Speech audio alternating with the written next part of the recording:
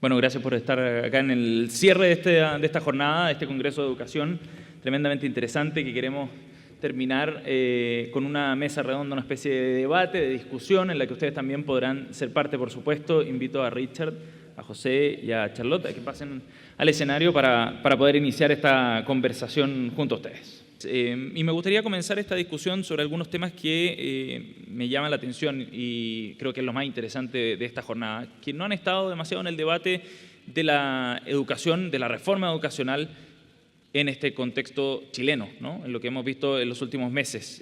Son los temas que se han abordado durante esta jornada, tienen que ver con el desarrollo de los profesores, con el liderazgo, y me gustaría comenzar con una definición que me parece que es clave y que es inicial para poder llevar adelante el resto de las conversaciones. Me gustaría comenzar, Charlotte, preguntándole respecto a la definición de lo que es una buena enseñanza.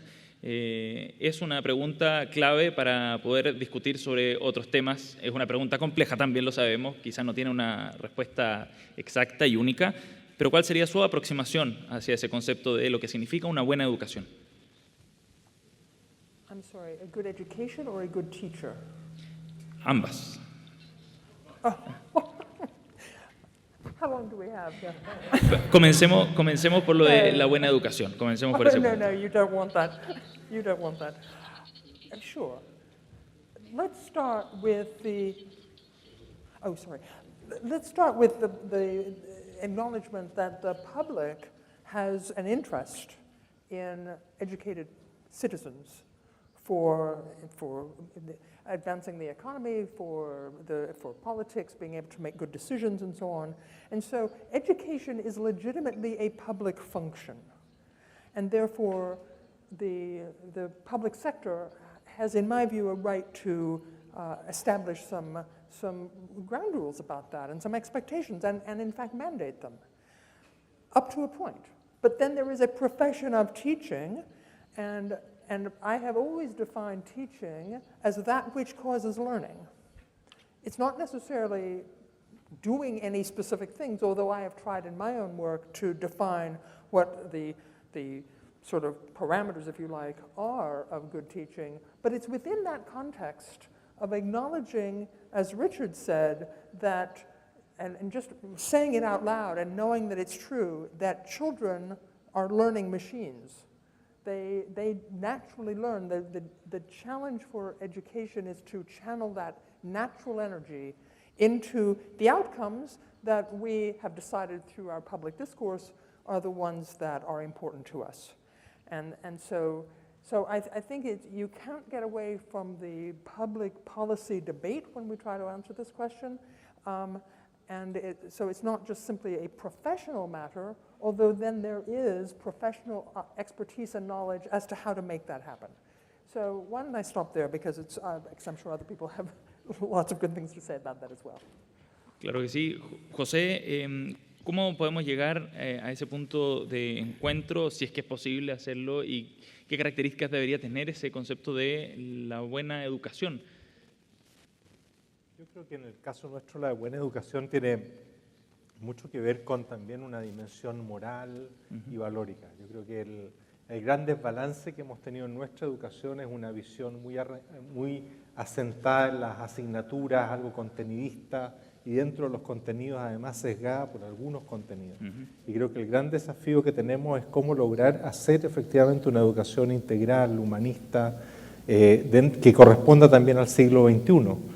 En ese sentido, creo que en las decisiones que nosotros tenemos que tomar como sociedad tenemos que tener mucho cuidado con seguir modelos que se han estado reproduciendo con mucha fuerza afuera y que también hoy día están muchos de ellos de vuelta, en la cual se ha puesto un exceso de fuerza en todo el aspecto cognitivo y en algunas disciplinas en particular, versus una formación más integrada. Por lo tanto, ahí Richard Elmore puede hacer una contribución importante hablando de Singapur, por ejemplo, y hablándonos de lugares muy importantes que hoy día están en la frontera en el mundo en términos de competencias, cómo se está dejando atrás esta visión de que lo más importante son ciertos conocimientos y contenidos de matemáticas o lenguaje o ciencia en cierto nivel como lo que realmente puede predecir una buena educación, sino que están siendo más visto como prerequisitos mínimos. pero en lo cual lo más importante son otro tipo de habilidades como capacidad de innovación, de trabajo en equipo y así por delante, que es mucho más difícil, por cierto, medir, pero que son mucho más sustantivas para las personas. Por eso yo creo que nosotros en esa decisión difícil que tú dices, tenemos que tener mucho cuidado con buscar justamente ampliar la mirada. Richard, podríamos tomar y profundizar aquel punto, conversar precisamente respecto a lo que planteaba José del caso de Singapur, pero hablar del tema de fondo también de cuán cambiante quizás puede ser este concepto de lo que significa una buena educación considerando los avances tecnológicos, avances culturales, entre otros. Well, I hate to be tiresome about this, but there's actually some science about this now. And increasingly, this is one of those areas where institutionalized schooling is going to begin to have to respond eventually to what neuroscience is saying about learning. And neuroscience is increasingly defining learning as the capacity to control the interpretation, understanding, and internalization and the meaning, the making of meaning of experience and information, rather than memory, recall, and fluency, right?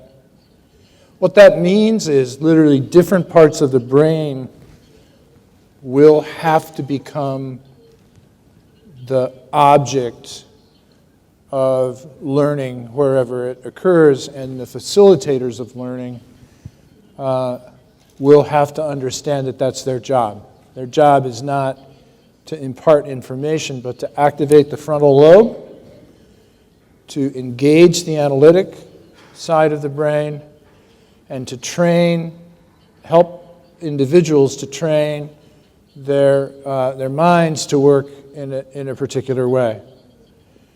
Now, and I think the folks in Singapore understand this. They understand that the big advantage they've had in education in the past is their capacity to impart information effectively and to teach fluency in recall and the reproduction of knowledge.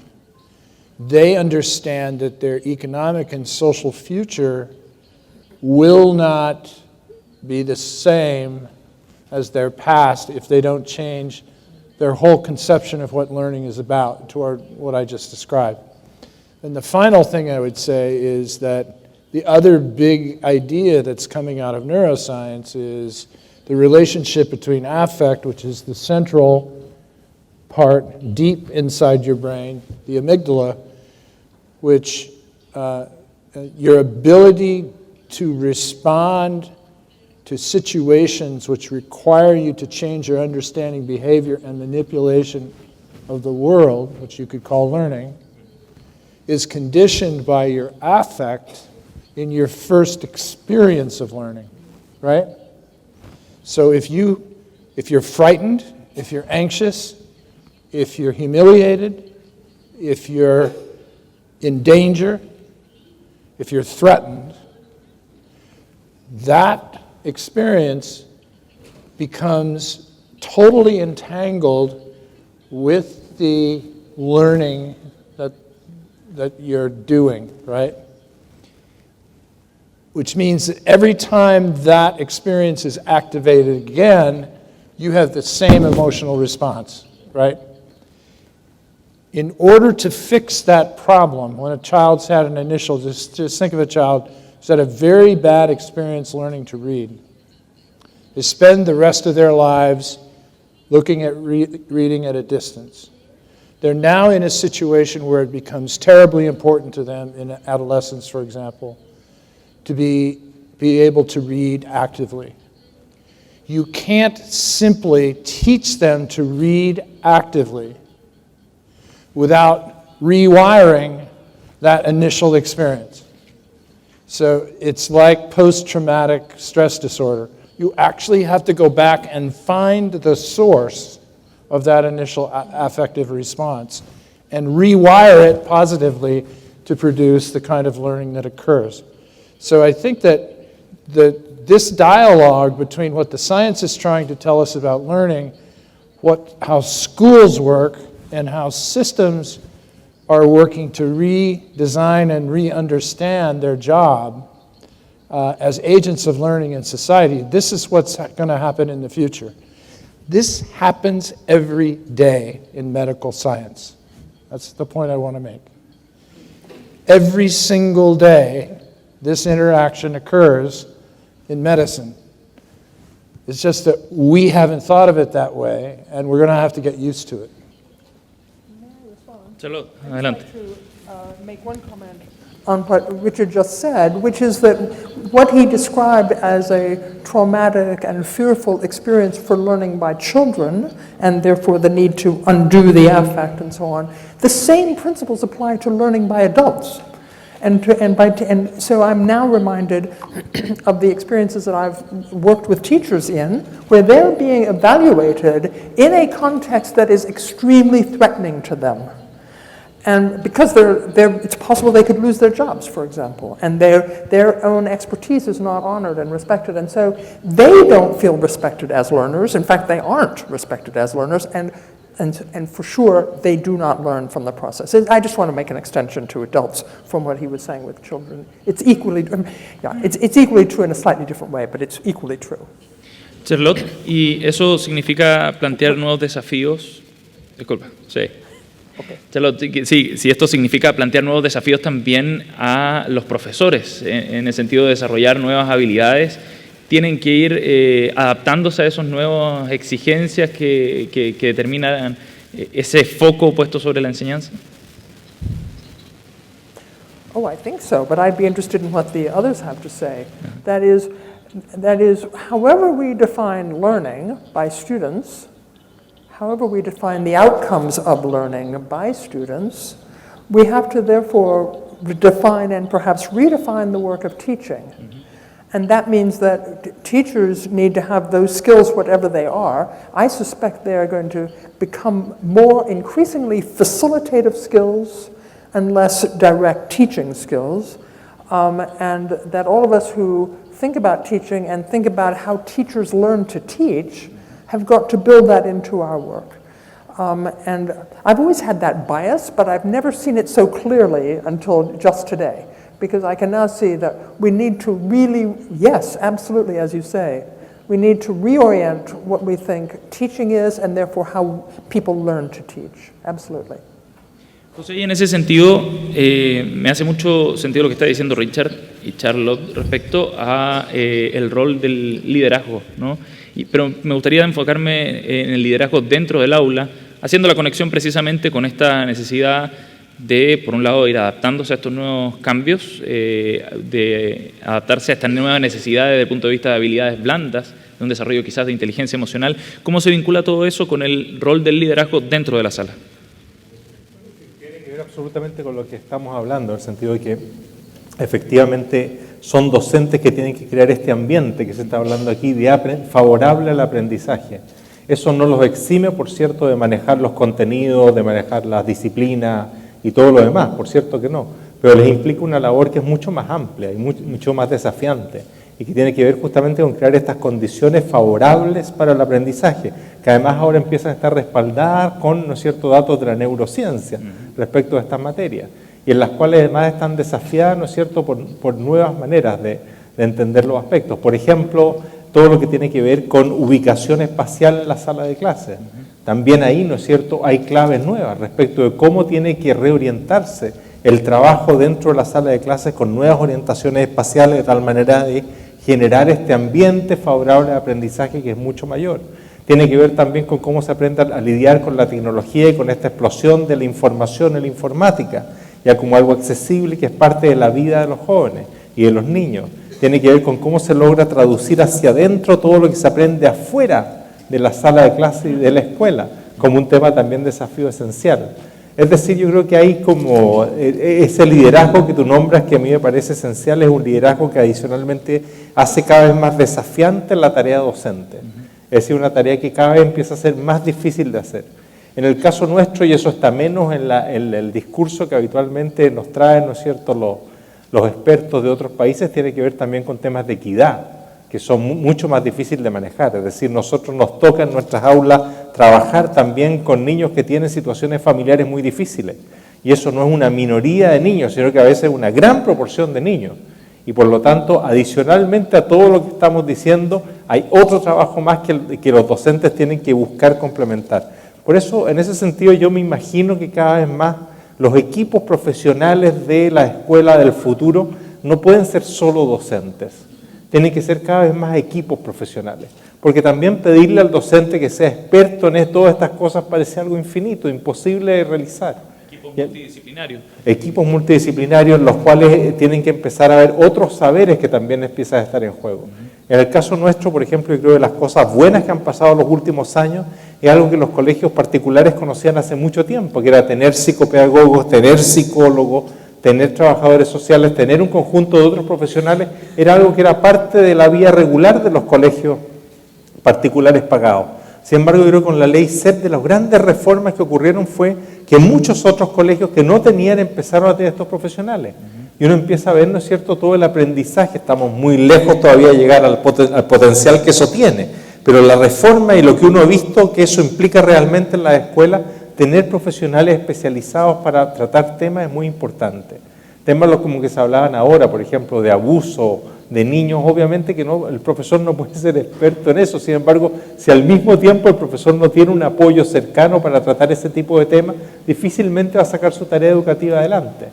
Por eso yo me imagino que está bien. Yo creo en lo que tú dices de ese liderazgo dentro del aula, pero también creo que tenemos que pensar en equipos profesionales que permitan que efectivamente esto vaya siendo viable y no solo en superprofesores o superprofesoras, porque creo que ese tampoco es un camino viable.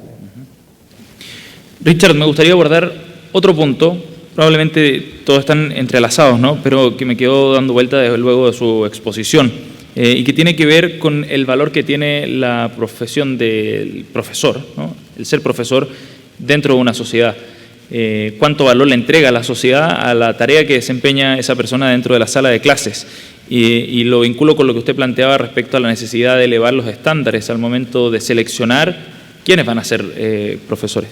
¿Cómo elevar esa valoración que para hacer efectivamente esta carrera, la tarea del profesor, algo que sea realmente atractivo? ¿Cómo llevar a los grandes talentos de nuestra sociedad hacia la sala de clase? I think that issue is going to become the primary issue that the systems in the middle toward the bottom of the pack are going to have to address. If you drop into a school in Singapore or South Korea or Poland, who knew? You know you're in a professional workplace. They're totally different cultures, and they have totally different ways of expressing professionalism. But you know you are in a professional culture. And why is that? It's because everyone who's in that organization knows how they got there. And it wasn't by chance. They didn't walk in, they weren't trying necessarily in the first instance to discover themselves. They already had a commitment, and they had been through some kind of experience. And I would say, to me, the most important thing is that something in their lives had communicated to them that they were powerful learners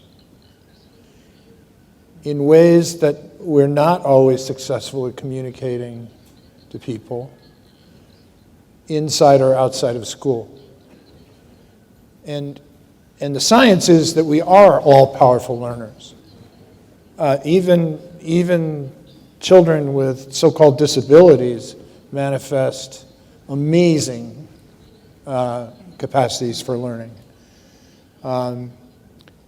So there was something about the coincidence of their life history with the with their identity as learners that drove them toward this work of learning. And the system was smart enough to figure out how to identify it and frankly sort for it and to find places for people to do the work. That's a different kind of system where the job of the system is to figure out a way to get enough adults in classrooms, basically. So that learning all we can about how those things happen, handling the intergenerational issues involved when you begin to change the intellectual identity and cultural characteristics of a whole cohort of human beings coming into a system. How to acknowledge the service of the people who are retiring while introducing a brand new way of thinking. Those are the system and organizational level problems that we're going to have to confront. I personally think they're quite exciting, but I'm old enough so that I'm not going to have to see this thing through. That's why I tried to recruit the team of young people into this cause, because this is a 25 or 30-year project.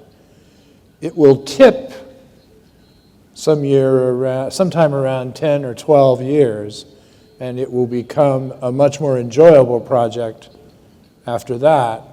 But before that, it is not going to be an easy project, because we've trained our policy leaders to think of this either as a non-problem or an easy problem to solve, right?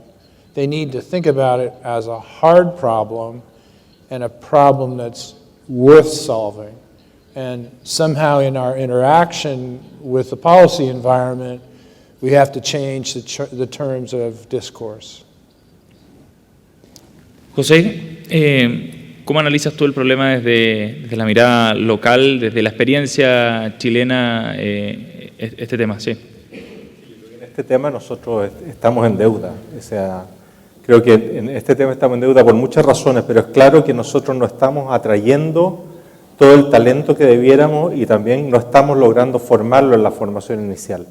Y en ese sentido creo que es muy evidente si nosotros comparamos por disciplina, por ejemplo. Y uno dice, bueno, en Chile tenemos efectivamente a todos los jóvenes que tienen talento o ganas en las disciplinas médicas, realmente estudiando medicina. Yo creo que generalmente los tenemos.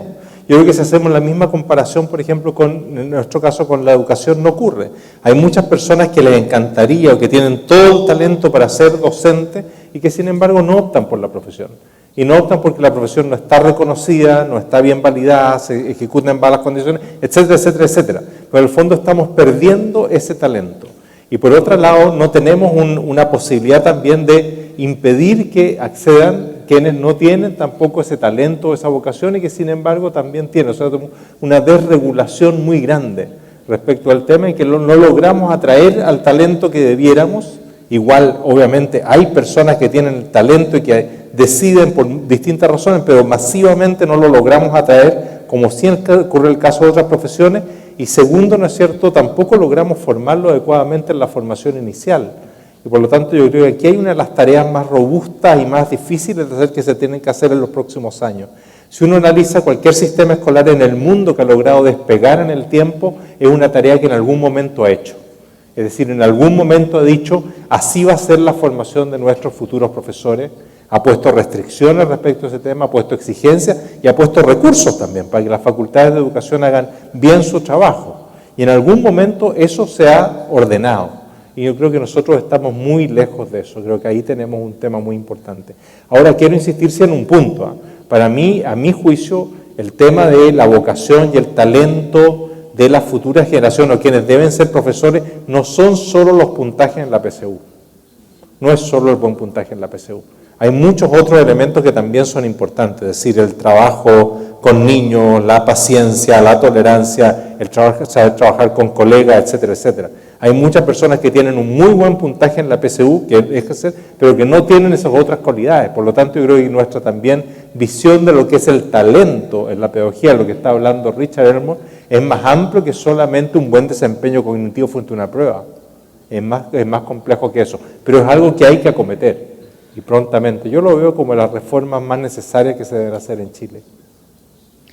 Charlotte, y ese concepto del que habla José, esas capacidades que van más allá de un puntaje de admisión para entrar a estudiar la carrera de pedagogía, ¿cómo lo podemos llevar también al momento de la evaluación, cuando ya los profesores están en la sala de clases? ¿Cómo realizar una evaluación y cuán necesario es, más compleja que solamente a través de las notas o calificaciones de los alumnos? I'm not sure I understood the question properly. Would you mind sitting it one more Sí, time? ¿cómo incorporar dentro de la evaluación estos factores que tienen que ver con ciertas capacidades más blandas, ¿no? Pero igualmente necesarias? Oh, okay. Yes, he's absolutely right that there are dispositions, I would call them, in addition to teaching skills and knowledge that are prerequisite to being a really good teacher. Those are demonstrated through actions. That is, we can't assess what's in people's heads. That is, we can't assess their belief structure, nor should we try. What we can assess, if we want to try to assess, is what they do. And that is, do teachers demonstrate a sense of efficacy? And do they demonstrate the value of collaboration and humility and open-mindedness? Those are traits that are demonstrated, and you can try to operationalize them in what the sort of evidence you would see. But I think even just having the conversation about what it looks like in practice would go a long way to helping people cultivate those dispositions and understand that they're important. And it's not so much also, I would add that I don't think this is a matter for somebody on high to say these are the important dispositions. This is also an important topic of conversation within a school faculty for people themselves to appreciate the value of such dispositions. I also would like to add in the soft skills in the classroom are beliefs about student capacity that are conveyed to students in sometimes rather subtle ways. There's a big body of research now, you probably know, on the subject of mindset. That is, when students believe that intelligence is something that you're born with so much of and no more, that has a limiting effect on their ability and their inclination to work hard and persevere. Whereas if they have become convinced through interactions with adults primarily, teachers and parents and other family, that they can learn to be smart, that they are smart and they're natural, and all of that gets conveyed in subtle ways as well as direct ways. That makes an enormous difference in their later success. So this is an area that I think has come to the fore more recently, all of this area, about dispositions and belief structures, but I don't think we should never try to assess them directly in terms of beliefs, but in terms of how they're demonstrated in practice. Richard, me gustaría abordar otro tema que también ha estado en la discusión aquí en Chile últimamente y que tiene que ver con el rol que deben jugar las mediciones oficiales a los alumnos. Los tests, ¿no? Con los cuales son medidos los determinados avances en materia pedagógica. ¿Son relevantes o no? ¿Se deben aplicar o no?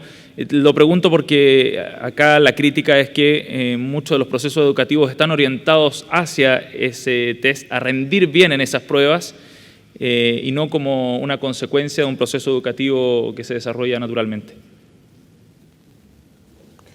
Well, one of America's gifts to the world has been psychometrics. And I think there it's one of those things like atomic energy, which is indifferent to its positive or negative effect on the world. And I would say it's, in terms of human talent, it's equally menacing. And actually also probably equally positive in some respects. What are the strengths of traditional assessment? We pay attention to PISA. PISA is a limited, extremely limited metric. It's for 15-year-olds, but it's quite cleverly designed, and it actually embodies very sophisticated constructs about cognitive function, much more sophisticated than any of the conventional metrics that we use to measure learning. What's powerful about it? What's powerful about it is, it's also a possible critique of it, is that its stakes are very diffuse. It's meant to provoke discussion and analysis. I have yet to hear anyone who's lost their job as a consequence of PISA scores, but it's possible. But it takes the temperature of the system at a particularly critical point in the development of children, and it says, here's what the world looks like through the eyes of 15-year-olds. When assessment becomes dangerous is when it starts to drive decisions for which it's not designed. And most of the uses of assessment that connect direct measures of student performance with classroom instruction are misuses of assessment, not because that's automatic or that happens automatically. It's because people don't understand enough about the characteristics of the assessment to use it properly. They just, for example, they don't understand that an item is a sample of a domain and that teaching an item is teaching really nothing, because the item is a representation of a body of items. It's just pulled literally randomly out of a domain to construct an overall measure. I think that probably 99% of the teachers who engage in the introduction of test items into instructional practice don't understand that. They don't understand how tests are constructed. I spent a lot of time shadowing physicians, and I'll tell you, when a resident, an attending physician, an intern, and a head nurse gather around to look at the record, the sheet, and to monitor blood levels, these complex things, everybody who's standing there understands what the data says, right? They understand it because they've been taught and they have a lot of experience using it. They understand error, they understand the markers, they understand the operating definitions of things like blood gas level, they understand the meaning. What they argue about is the interpretation of the evidence, right? So we have a huge gap in the system between what we're measuring and what people understand about the measurement process itself. I would say one last thing, and I think that this is an issue we're going to have to confront in the future, because we have tremendous bias now in what we're measuring. We're measuring very narrow cognitive domains, and we're measuring them kind of erratically. We need a developmental sense of measurement. And in order to get that, you have to sacrifice validity for reliability. You have to give up some of the generalizability of the assessments you're making for the quality of understanding the complexity of the learner.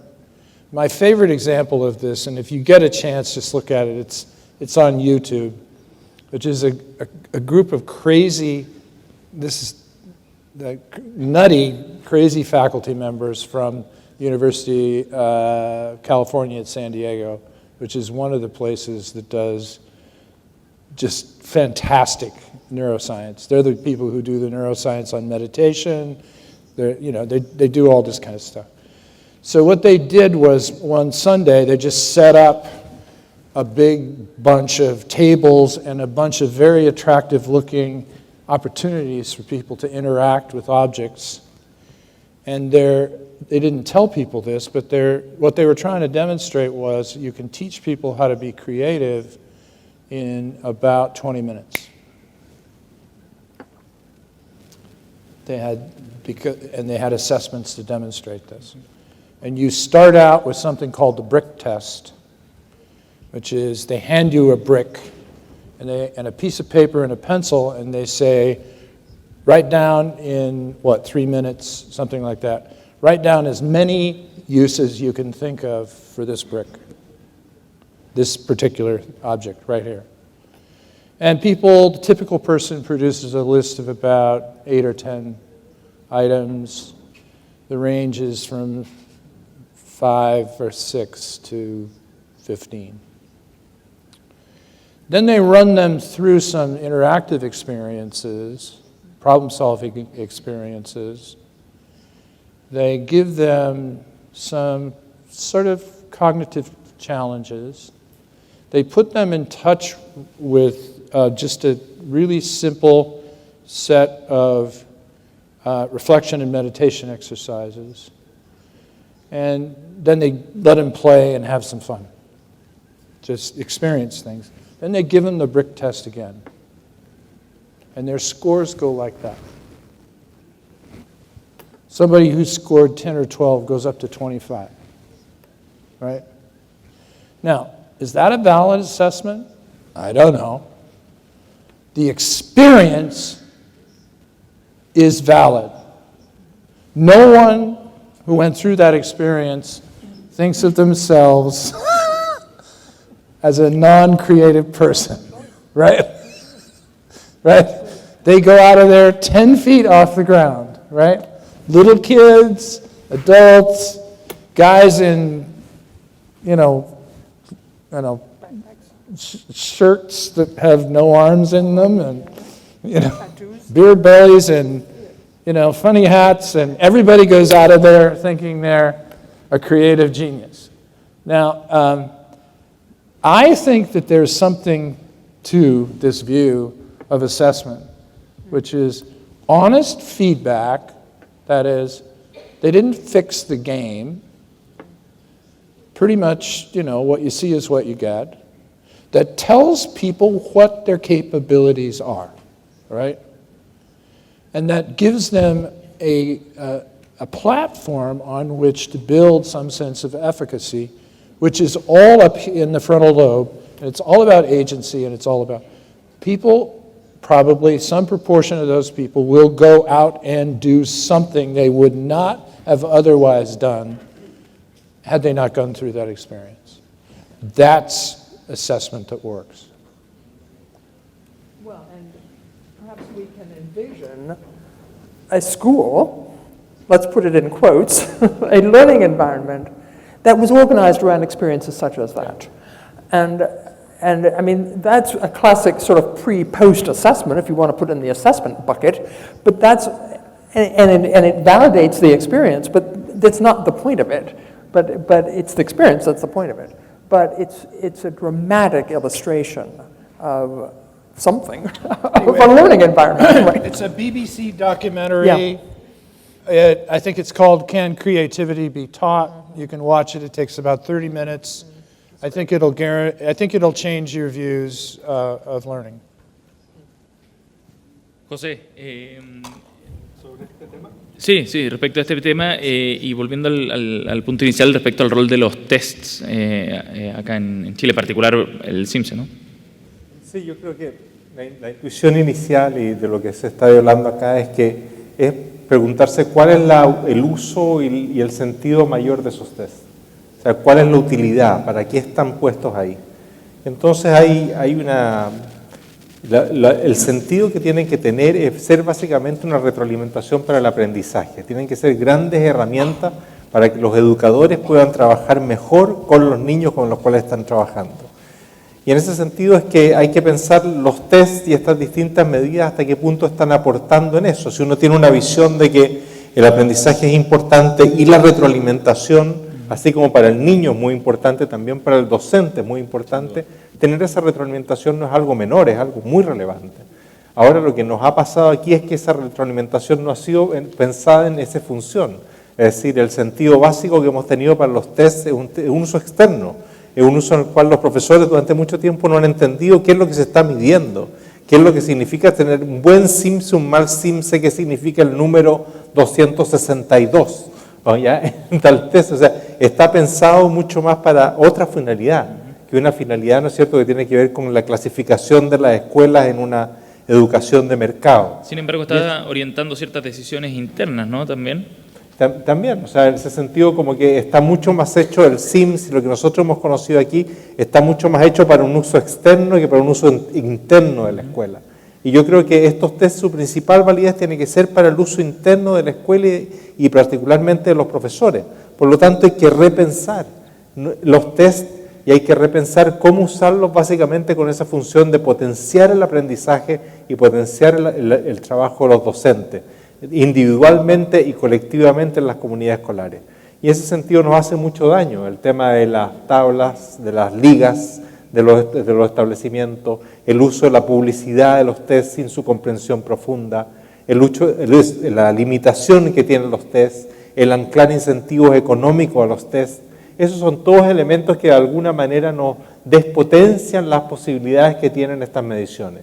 En ese sentido es buena la metáfora que acaba de hacer Richard Elmore de la energía nuclear, ¿no? En el sentido de la psicometría y cómo en el fondo esto que puede tener tantos usos positivos, sin embargo también se puede devenir algo que tenga también usos negativos y que empiece a ser visto por muchos educadores como un enemigo, más que como un potenciador del aprendizaje. Nosotros estamos haciendo en la UDP todos los años una encuesta de directivos sobre, le llamamos la voz de los directores, en la cual le preguntamos sobre las medidas de política educativa y cuáles son las que ven como más positivas y las que ven como más negativas. Y la intensificación de los test, el tener más y más CIMSE, es visto hoy día como la más negativa de todas, lo que es un gran drama para el sistema escolar chileno, que es líder en medición educativa en América Latina, que se enorgullece de la calidad técnica que tienen sus mediciones. Sin embargo, los directivos escolares no están viendo en esto una herramienta para la mejora. Y eso es lo que tienen que ser. Por eso yo creo que más que estar contra los test, el tema es más bien cómo lograr hacer un uso de esta información que tenga como finalidad principal la potenciación del aprendizaje. Y eso es posible. Yo creo que es posible pensar este tipo de examinaciones como examinaciones, pero implica entrar en otra lógica. En la lógica en la cual lo que está primero es la información útil para mejorar el trabajo con los niños, más que la información útil para clasificar escuelas. Bien, interesante conversación, bastante retroalimentación también entre Charlotte, Richard y José. Para cerrar esta última etapa de esta jornada, dejamos abierto el espacio para algunas preguntas, si es que alguien quisiera hacerlas por acá.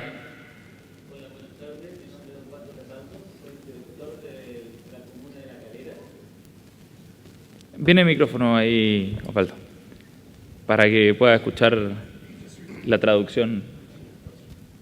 Hola. Bueno, mi nombre es Osvaldo Cataldo, soy director de una escuela básica de La Calera, quinta región, y la pregunta para don José si él maneja alguna información respecto al tema de hoy en día los directores están elegidos por alta dirección pública, pasan por un tema de antecedentes, luego pasan por una entrevista psicológica laboral, luego pasa por la entrevista de la comisión, donde hay un integrante de alta dirección pública que está en Santiago, y de ahí se decide el director para ese establecimiento. ¿Existiría también, o sería lógico que los profesores también pasaran por este sedazo, porque al final es eso lo que se hace, ¿cierto? Dado la condición de que, como hemos escuchado hoy todo el día, necesitamos los mejores. Hace mucho tiempo que no se hace concurso de profesores porque están todos a contrata. Es decir, entre más reduzcamos la planta, ni estamos hablando del sector municipal, en este momento no existe. Yo creo que hay muchos docentes que hoy en día están en distintas comunas del país y jamás han sabido de lo que es un concurso. Hay docentes anteriormente que sí entraron por concurso público. Entonces, no sé si maneja información respecto a todo el tema que viene carrera docente. Esa es mi consulta. José.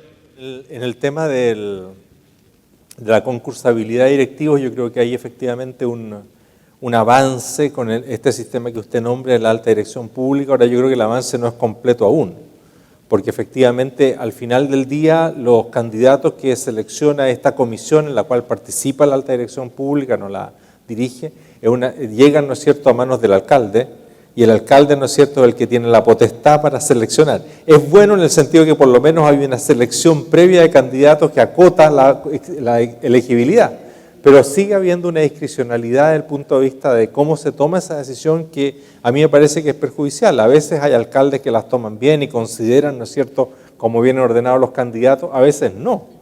Y ellos hacen primar otros criterios o rechazan la terna, ¿no es cierto?, y exigen nuevos concursos o nombran personas de manera suplente durante muchísimo tiempo. Por lo tanto, yo creo que nosotros hemos avanzado en eso, pero todavía nos falta ir más lejos desde el punto de vista de la concursabilidad directiva para tener un sistema realmente sólido. Yo creo que el sistema actual es mejor que el que teníamos, pero que todavía le falta para seguir avanzando. Y creo que además ese sistema debiera de alguna manera estar presente también en el mundo particular subvencionado. El mundo particular subvencionado tiene lo que nosotros llamamos una investigación, un fast track, para llegar a ser director. O sea, la cantidad de gente que pasa a ser directamente docente de aula a ser director es muy importante. Y esa gente no tiene ninguna preparación especial. Y por lo tanto, a diferencia de eso, habitualmente en el mundo, por ejemplo, municipal, tiende a haber una pequeña carrera directiva. Las personas suelen hacer una carrera más larga, son habitualmente jefes técnicos y finalmente llegan a ser directores, y eso creo que es algo positivo.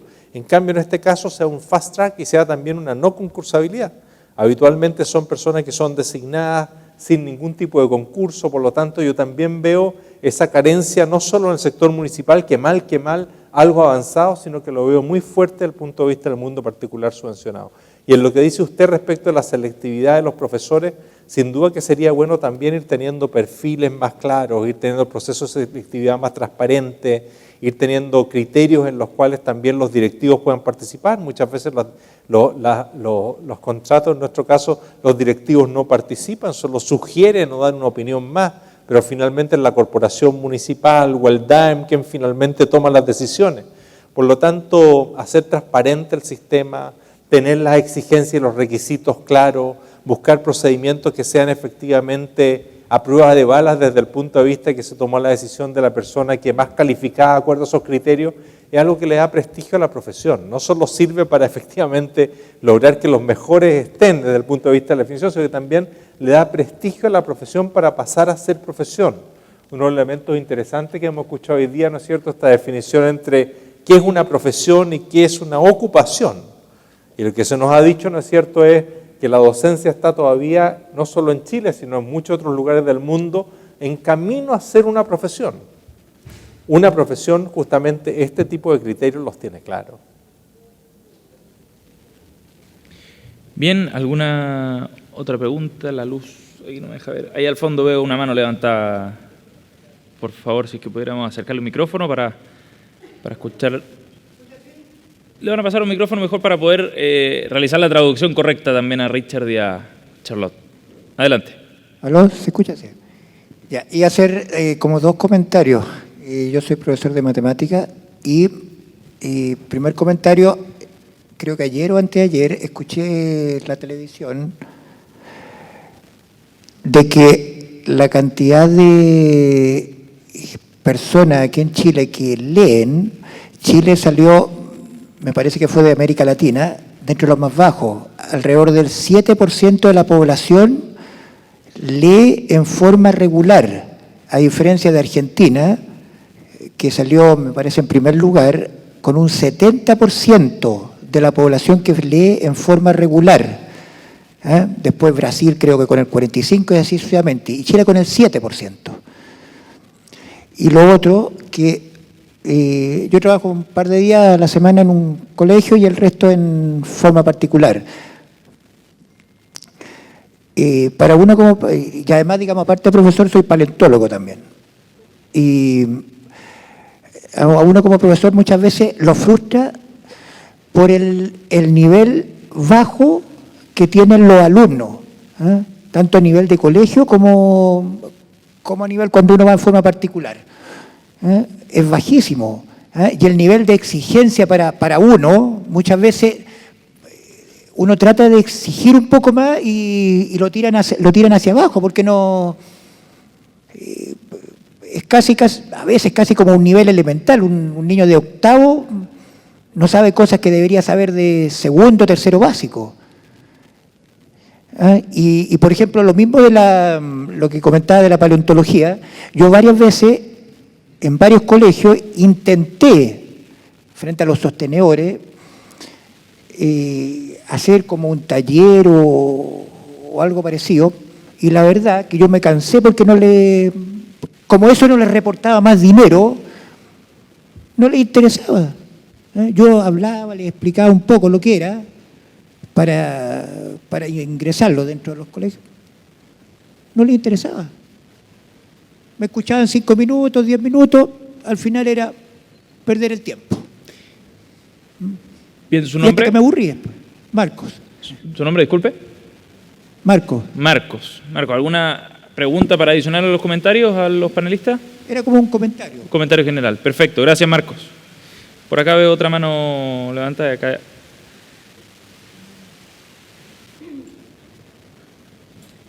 Hola.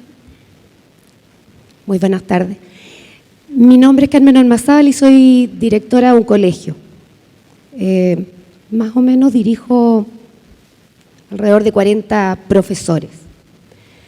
Y también me gustaría reparar en algo que se repite y se dice, y aquí en Chile se dice muchísimo, este tema de que los aprendizajes comienzan en el aula, por lo tanto el tema de los profesores es relevante y sin buenos profesores no hay aprendizajes. A pesar de que todos yo creo que lo entendemos sumamente bien, hay algo que me hace mucho ruido y hay algo que creo que falta acá, hasta de parte de ustedes en este sentido. ¿En qué sentido? Resulta que los profesores, al menos que yo dirijo, son gente que probablemente no les fue muy bien en la PSU.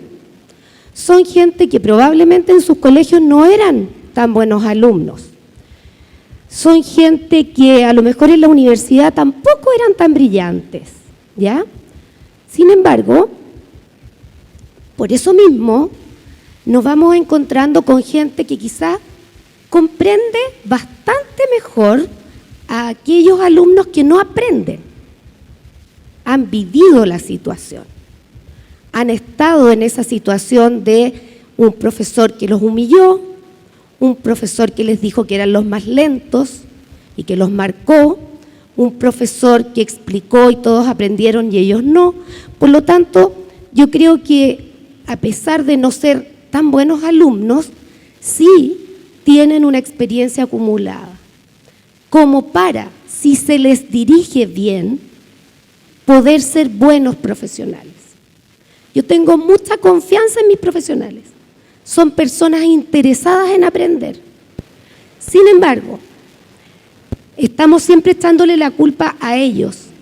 Pero aquí en Chile, por ejemplo, se está hablando hoy día de las competencias de los alumnos, de las neurociencias. Tenemos un líder aquí en Chile de neurociencias que capacita, que es una doctora psiquiatra, Amanda Céspedes. ¿Desde cuándo? ¿4 o 5 años? Entonces los profesores tienen que entender de eso. Tenemos, por otro lado, que nos están hablando que tenemos que tener un tema de afectividad, porque la amígdala y el cuento. ¿Desde cuándo se habla aquí en Chile? De esto de la afectividad y que al niño no hay que, etcétera.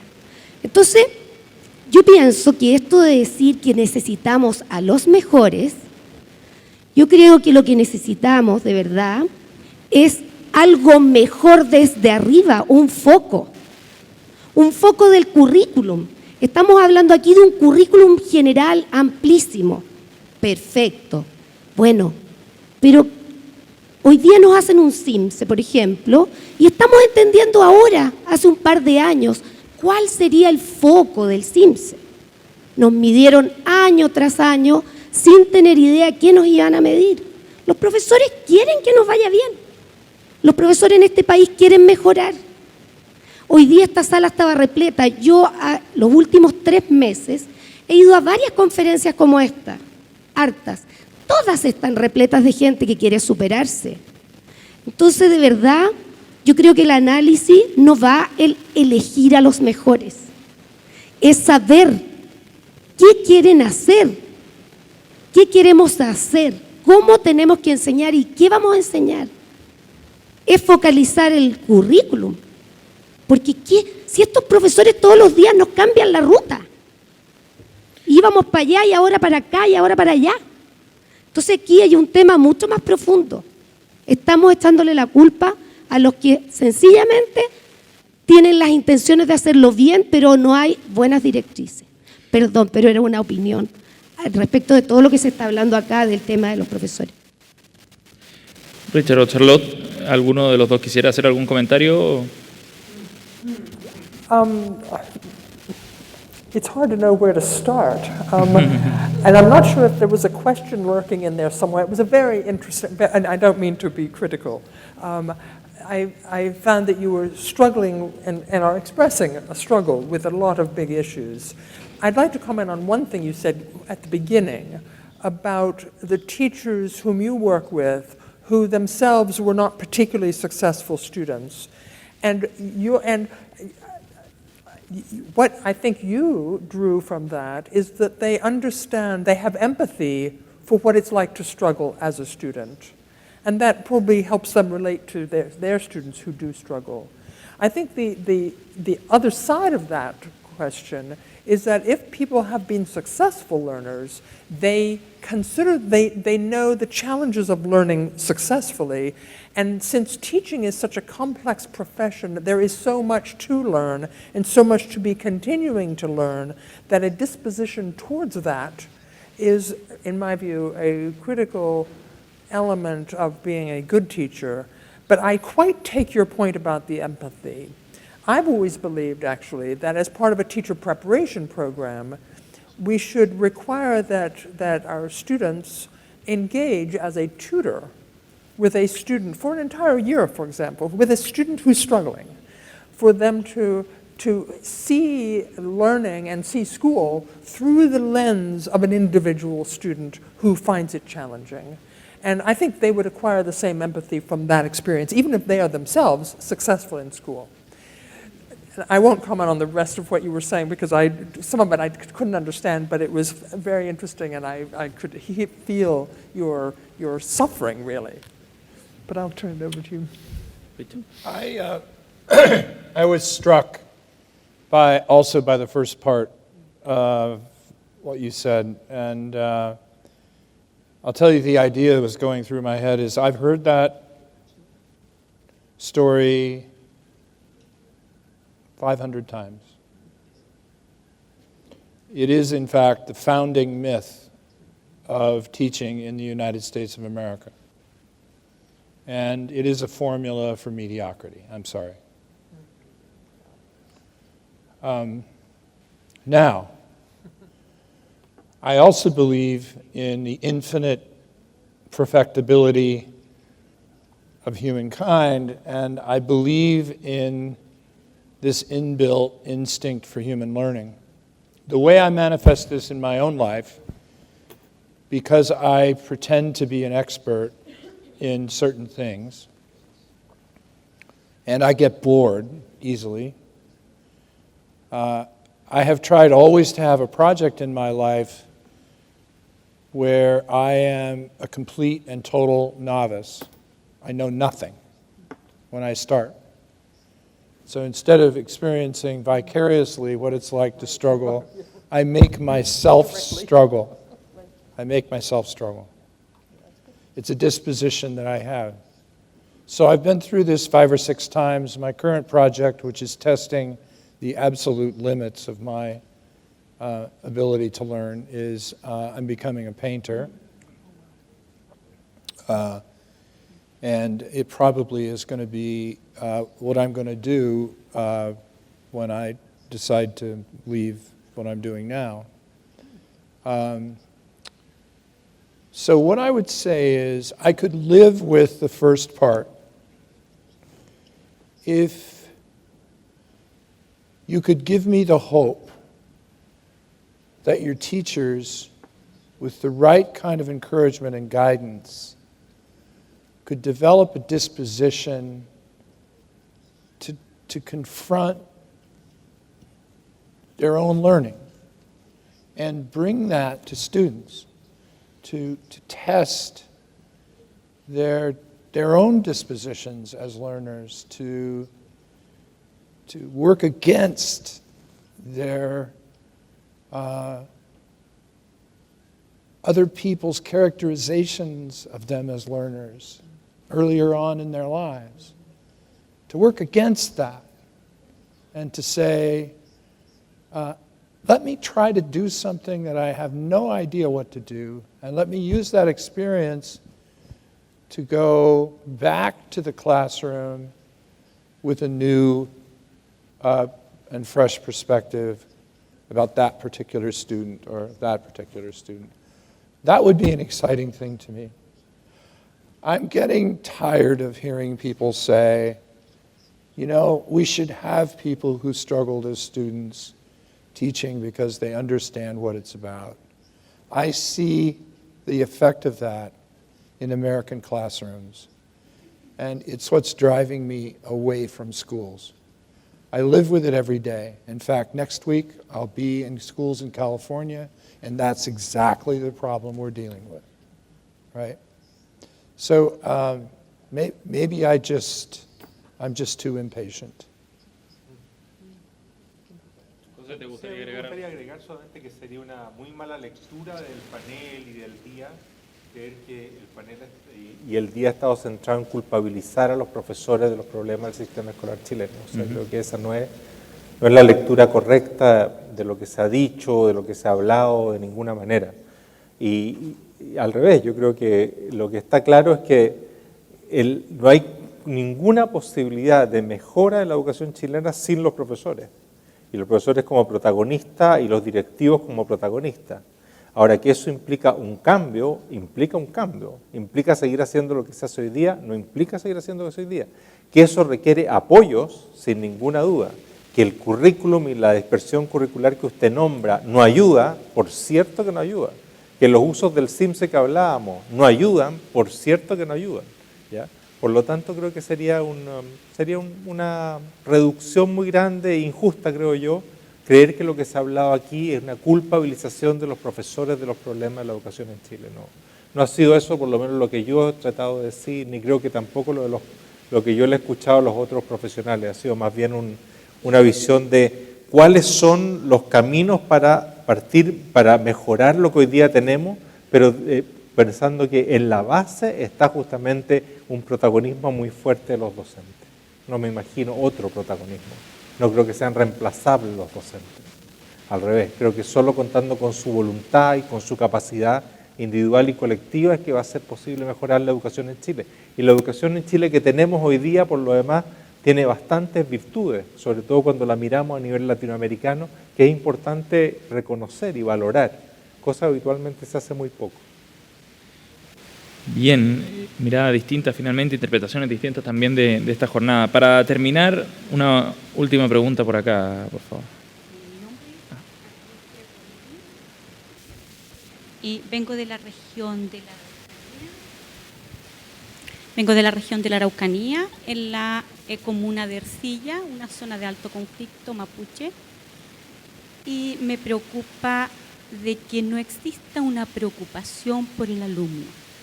La preocupación está centrada principalmente en temas burocráticos, en temas de papeles, y las acciones al final para el alumno pasan a un segundo, tercer, cuarto lugar. Yo no entiendo y me duele, me apena profundamente el hecho de que a los jóvenes se les considere importante para que nos defiendan de los errores cometidos cuando tienen que enfrentarse a una guerra o un conflicto. Ahí los valoramos, ahí nos dedicamos a ello, pero en el tiempo de preocupación del estudio principalmente, en donde los profesores podríamos centrar todo nuestro esfuerzo en ello, se ven desmejorados, se ven por temas secundarios, en donde hay que mostrarse a la comunidad con temas prácticamente para que los políticos salgan a la luz. Entonces la parte pedagógica pasa lejos a un segundo plano, y realmente siento que la sociedad en Chile, no sé si lo que necesita son puntajes, son conocimientos, o una sociedad preparada para un lugar mejor para vivir. Creo que estamos despreocupándonos de la persona, y los puntajes a veces no sé para qué son, porque los alumnos terminan la enseñanza media, se tienen que ir para el campo, sin saber si pertenecen a su cultura o no, sin saber si están en el límite en realidad, a cuál de los dos lados pertenecen. Entonces eso para mí es preocupante. Mi pregunta es, ¿cómo hacerlo para mejorar? Esto va a cambiar, lo veo como difícil. ¿Podría ser un poco más específica para cambiar? El trabajo del profesor realmente que se centre en el estudiante y en una mejora de la sociedad.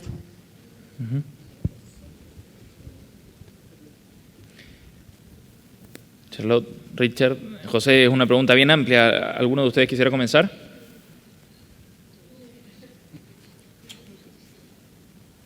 It's interesting. I don't know whether this is what you're referring to, but before I came here, I just spent 2 weeks in Sweden. We're doing a country review, and a common theme among teachers, educators in general, but especially among the teachers we spoke with, is that the cumulative impact of attempts to make the system better meant that they feel they're doing less teaching and more other stuff, right? And that they felt that this was a manifestly, clearly self-defeating process, but they didn't feel they were understood, and they didn't feel that anyone was interested in correcting it. And I think that I have 2 things to say about that. One is, it's just interesting to note that people in the system feel like the system is incapable of self-correcting, because that's a sign that the system is pathological, right? It's defeating itself. And the second thing is, the alternative is developing out there, right? And even in your part of the world, it's going to be accessible to kids and their families. I doubt that kids will stop going to school, although I'm increasingly engaged with large numbers of kids who are not going to school and who are getting very good educations. I don't ever think that will be the dominant way that people learn. But I think it will ultimately have an impact on the authority of the institution. People will lose trust in an institution that can't self-correct. And I think that that's part of what the leadership problem is. And it goes back to neuroscience, because one of the things that powerful learners do is they learn how to self-correct very fast, right? One of the distinctions between novices and experts is that experts can self-correct with blinding speed. And it's a sign at the individual and the organizational level that learning is happening. I can't help you solve your problem. I would put the paperwork in an envelope and send it back, but I don't have to. I'm a little older than you are, so. I would only add that the self-correction that Richard refers to is certainly a mark of expertise. It's also a mark of confidence in oneself as a learner and as a knowledgeable person. And they go hand in hand, I'm sure. But yeah, it's this issue of self-correction, not only of individual action, but of a system, is a really important one, I think, to bear in mind as moving forward in terms of policy. That you want to try to build policies that incorporate and reward and acknowledge and take advantage of people's instincts for self-correction, not punish them.